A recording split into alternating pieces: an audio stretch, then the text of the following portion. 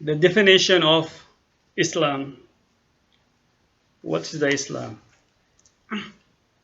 As I said, everything you understand something by its own language, not by other language. So a teacher or a social reformer in general, not a teacher, maybe you could say like a social reformer is more near to a society, cannot be out of a society because the one who is from the society understand the meaning of the conversation, the hint, the gesture, all aspect of the society he understand it. Then the one who comes from out the society to do something to try to solve the problem or for the society. So the one who is from the society, he is the one who is capable to address the issues of the society than the one who is from outside. It's real. I mean, in each society, they have their custom life on something. What's good, what's not good. I mean, they know these things. Even the way they talk, they know how it says statement, this right and not right, and so on. Therefore, in the Quran, which is rational, it says about every messenger. Look at the. I'm not tell you something just from my mind, like other people. They say something and they say it's in the Quran. It's not in the Quran. This is they fool the public in the Muslim country. More dominant this fooling the people. Okay. So if we go to the Surah 14, which you call it sometimes they call it chapter 14, and verse 4. And you will read in that God sent the messenger of God. You find it also not only this. You find it in other places, like when you speak about Jesus, he says something similar thing, like someone has to be from that type of people, has to be from them, to not from outside to preach to them. So he said, and we sent not a messenger except with the language of his people. Language. However, it's not here say the language. That's false interpret, false meaning. In Arabic it says, see when we read in English, sometimes we read something wrong. So in Arabic say by the mother tongue. It's not by the language, by the mother tongue. It's mean like of the people. Mother tongue means you are from the society. You're not just learn the language and you came to do something. See how the difference between English translation and the real word of the Quran. See, say by the tongue of his own people. You are from the tongue of the people. That's mean you are from the custom. You know how to interact with them. You know how they say things. You know what appropriate, what not appropriate in their culture. You are from them, among them. Okay, this is how you learn something. You understand something from the people who they know the language, not from the someone. Perhaps this one who wrote the translation, as most of the translation to English, he doesn't even though think about it. He just go grab the meaning of the Quran, which written by someone else in Arabic, which more of those ignorant of the history, as I say, the history, a lot of ignorance, and the Muslim country suffering from this time of ignorance. And they wrote books, they call it the meaning of the Quran. And when you read these books, I mean, you would be like, if I don't know the Quran and I read these books, I'll be crazy. I said, this is not religion. I mean, they made up things, their own, they made their own thought. Basically based how they are, these people, ignorance people, they don't have any idea about what the meaning of this stuff. Now we say now here it's the prophet has to be from the society with the mother tongue. This is how the verse of the Quran. Similar thing, Jesus mentioned same things. When the Quran state one thing, impossible to find somewhere else it being changed, it being told differently. However, for example, this verse of the Quran I will show you later on. This Quran itself, and let me go out of the subject. We'll go to the definition of the Islam. Okay, now come to the definition of the Islam. Okay, what is the Islam? It's Arabic language. It's Arabic language, and a word in Arabic that has meaning. For you don't know what's in it. You just know it's word Islam, and you see the act of the people they are doing. You see all of this, whatever corruption, mischief, you think that's the Islam. Okay, let's see here. I'll tell you, read it. It's in chapter 2 and in verse 30. Chapter 2, verse 30.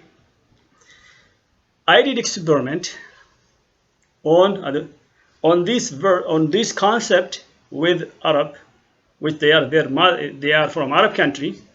The way they are programmed, they can't even think out of that programs from their childhood. When you tell them what is the word Islam, you just go out of the meaning of the word Islam and tell you something because he think about that Islam. But in his real life, daily life, he may use it without not understanding. He may use it without thinking the word Islam, without thinking that's also meaning the Islam itself. He just not think that's mean the Islam itself. So he thinks that's something else and the Islam something else. That's why they have this definition, wrong definition. Read this verse of the Quran. It says, as you say, Surah 2, chapter 2, it means 30, the verse 30. And he said, and remember when your Lord said to the angels, verily, I'm going to place mankind generation after generation on the earth. This God says, generation after generation will be in the earth. No, actually, it says, it didn't say generation after generation. That's how it came out. He says, he will put a human being in the earth as a successor in this earth. Now, the consequence, if you are there, then you will be, you have children, all this generation after generation. It's outside, but that's how we start writing. Now it says, now see how their reply was to God. Those angels or clean people, it says to them, they respond, it says, they said, will you place in those who will make mischief and bloodshed? You are going, tell you the meaning in Arabic exactly without this there in their own. In Arabic it says, are you going to pick someone in the earth who will make corruption? The word corruption in Arabic has many dimension corruption. The word is corruption. It's not a corruption, it's fasad. It's used sometimes in English too. And cause bloodshed. And he will do bloodshed. Okay? That's how they say the angels, God, the human being will corruption, then and bloodshed. So if you are Arabic speaker, and you came to the meaning of the opposite of this bloodshed and corruption, opposite of these two things, it's Islam in Arabic language. Bloodshed, the opposite of that word, mean state of Islam. That's the meaning in Arabic for these two things. Means state of Islam. If this thing like corruption happened to something, it's no longer the state of Islam. If bloodshed happened, that means the state of Islam no longer there exists. The state of Islam no longer. So to be state of Islam, these two stuff not to be there. So what's the solution? What is the solution here? So then God here after that says he knows what he's doing in the same verse. He says, I know what that which you don't know. He responds to the angels. I know what you don't know. So you keep reading.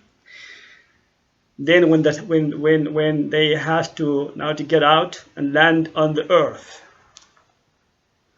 it's in the same chapter on 38. It says, and he said, get down all of you from the paradise. Well, here both is like Adam and his wife and the Iblis, which is the opposer, which is opposing them. He doesn't like them. For reading somewhere in the Quran, because he thinks he's better than them. So that's how. So he said, get down, all of you get down.